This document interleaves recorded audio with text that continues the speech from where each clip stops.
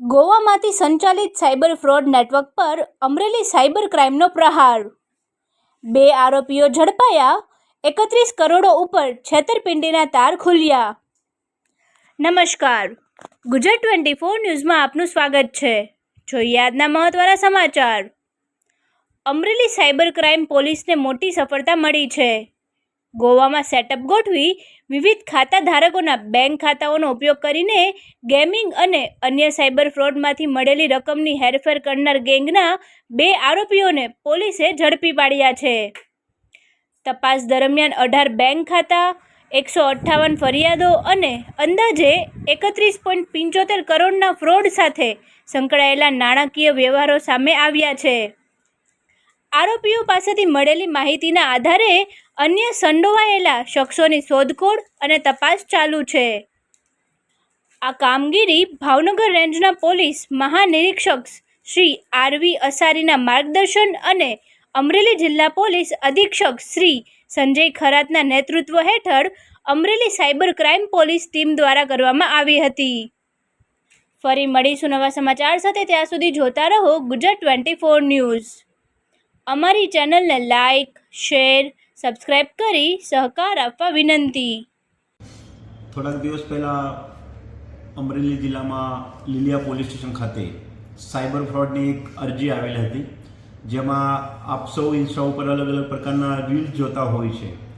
આમાં એ જે ભોગ બનનાર બહેન છે એને પણ આવી જ એક ડ્રેસની રીલ જોઈ હતી અને એ ડ્રેસ લેવા માટે એને 950 રૂપિયાનું એક ડ્રેસ પસંદ કર્યો હતો, પરંતુ અંતે એને એ ડ્રેસની ડિલિવરી થયેલ નથી, જેથી કરીને એને પૈસાની માંગણી પરત કરતાં વધારે આમાં ફસાતા ગયા અને કુલ 4,999 રૂપિયાની એના સાથે ફ્રોડ થયેલ હતો. આ તપાસના કામે પોલીસ જ્યારે એ ફ્રોડની તપાસ હાથ ધરી ત્યારે પોલીસના સામે જે તપાસની હકીકત આવી તે બહુ ગંભીર અને શંકાસ્પદ હકીકત હતી, જેમાં જે અકાઉન્ટ્સમાં પૈસા ગયા છે આમાં 2 અકાઉન્ટ પોલીસને એવા મળ્યા. એક અકાઉન્ટ જે હતો એ બનાસકાંઠા ડિસ્ટ્રિક્ટ સેન્ટ્રલ બેંકનું અકાઉન્ટ અને બીજું બેંક ઓફ ઇન્ડિયાની અકાઉન્ટ. એ 2 અકાઉન્ટમાં મોટા પ્રમાણમાં પૈસાની હેરાફેરી થતી હોય છે એવું પોલીસ તપાસના સામે આવતા પોલીસે એ જે ફ્રોડ થયેલ છે તે બાબતે એફઆઈઆર દાખલ કરી હતી અને એ એફઆઈઆરના તપાસના કામે ગઈકાલે પોલીસે 2 આરોપીની ધરપકડ કરેલી છે. આ 2 આરોપી જે છે એમના તપાસ અંતે પોલીસ પાસે જે હકીકત સામે આવેલી છે તે એ મુજબની છે. આ ગુનાના કામે જે અકાઉન્ટમાં પૈસા જાય છે, જ્યારે પણ કોઈના સાથે સાયબર ફ્રોડ આ કેસ સંબંધિત થતો હતો, કોઈ ઓનલાઈન ડ્રેસ રાખે અને આમાં જે એમના પૈસા જાય અથવા કોઈ ગેમ રમતા હશે, ગેમના કામે ઓનલાઈન ગેમિંગમાં જે પૈસા જતા હતા એ બાદલસિંહ ઉર્ફ દનેશભાઈ ચૌહાણ એ અમદાવાદના રહેવાસી છે, એ એમના ખાતામાં જતા હતા અને એમને જ્યારે પોલીસે પૂછપરછ કરી ત્યારે એવું જાણવા મળ્યું કે એને 14,000ના પેટે પોતાનું અકાઉન્ટ એના એટીએમ અને કીટ સાથે જેમ અન્ય આરોપી છે મનોજભાઈ, ભૈલુભાઈ, દિનેશભાઈ વસાવા એમને આપેલું હતું.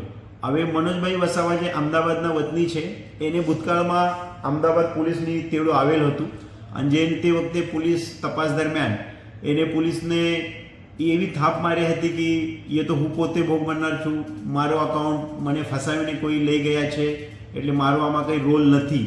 જે તે વખતે પોલીસની સમજ આપેલ હોય તેમ છતાં આજે વસાવા છે મનોજભાઈ વસાવા એને પૈસાની લત લાગેલી હોય અને એના ભાગ પેટે એને અલગ અલગ લોકો પાસેથી અકાઉન્ટ ભાડે રાખીને એ અકાઉન્ટ એ ગોવામાં જે એક ટોળકી કાર્યરત છે એ ટોળકીની અકાઉન્ટ પૂરું પાડવાનું કામ કરતા હતા.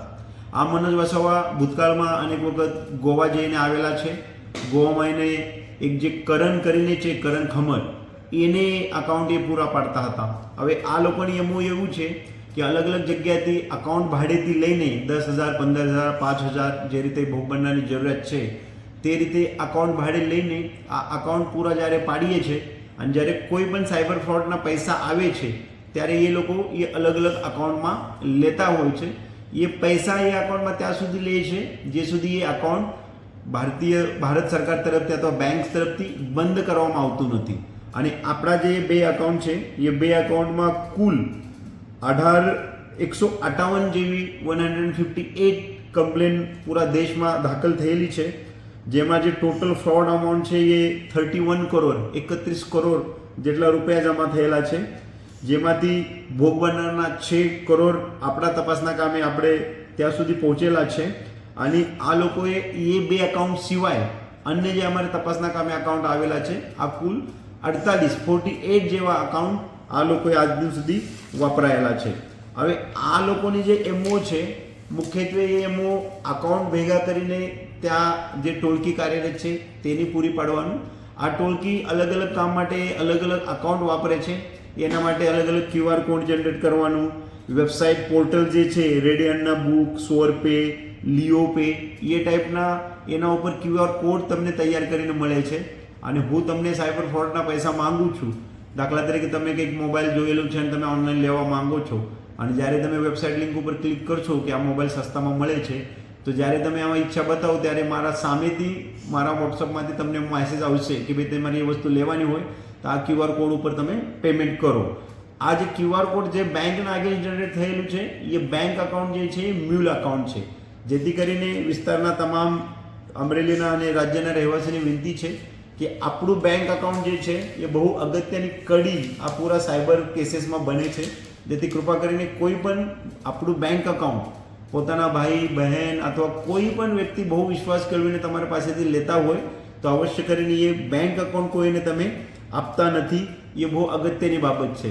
અમરેલી જિલ્લા પોલીસ સ્ટેશનની તરફથી અમરેલી જિલ્લામાં જે પણ સાયબરના બનાવ બને છે તે નાના સાયબરના બનાવમાં પણ ઊંડાણપૂર્વક તપાસ કરીને એ બનાવ રાજ્ય અને દેશમાં કેટલાક લોકો સાથે થયેલા છે, કેવી રીતે થયેલા છે, કેટલા ફ્રોડના પૈસા કમાવેલા છે, ભોગ બનનાર કોણ છે, આરોપી કોણ છે, તે બાબતે સતત ઊંડાણપૂર્વક તપાસ કરેલ છે. અને આ તપાસના ભાગરૂપે જ હાલ અમરેલી જિલ્લા પોલીસ તરફથી આ ગેંગના 2 સાગરીતો બાદલસિંહ ચૌહાણ અને મનોજભાઈ વસાવા બેને 2 દિવસ પહેલાં પકડી પાડવામાં આવેલ છે. સાથે સાથે એ કેસના જે અન્ય આરોપી છે વિષ્ણુ ઉર્ફે ફંટી દેસાઈ, જયદીપસિંહ રાણા, લકી સિંગવાની, પિનાકીનભાઈ અને મહાકાલ, આ લોકોની વિગત અમારા જોડે આવેલી છે. ટૂંક સમયમાં આ લોકોને પણ પકડવા માટે જિલ્લા પોલીસ તરફથી પૂરતા પ્રયાસ કરવામાં આવશે. આપના સાથે કોઈ પણ પ્રકારના સાયબર ફ્રોડ થયેલા હોય અથવા સાયબર ફ્રોડ ન થવા માટે જિલ્લા પોલીસ તરફથી જે સાયબર અવેરનેસ કેમ્પેન ચલાવવામાં આવે છે તે બાબત આપણે સૂચનાની કાર્યવાહી કરવી જોઈએ. સાથે સાથે આપને એવું લાગે છે કે આપના સાથે સાયબર ફ્રોડ થયેલા છે તો એની જાણ જિલ્લા પોલીસને અથવા 1930 એ નંબર ઉપર અવશ્ય કરશો, જેથી એ અન્ય વ્યક્તિ સાથે અન્ય લોકો સાથે સાયબર ક્રાઇમ બનતા ક્રાઇમ અટકાઈ જશે.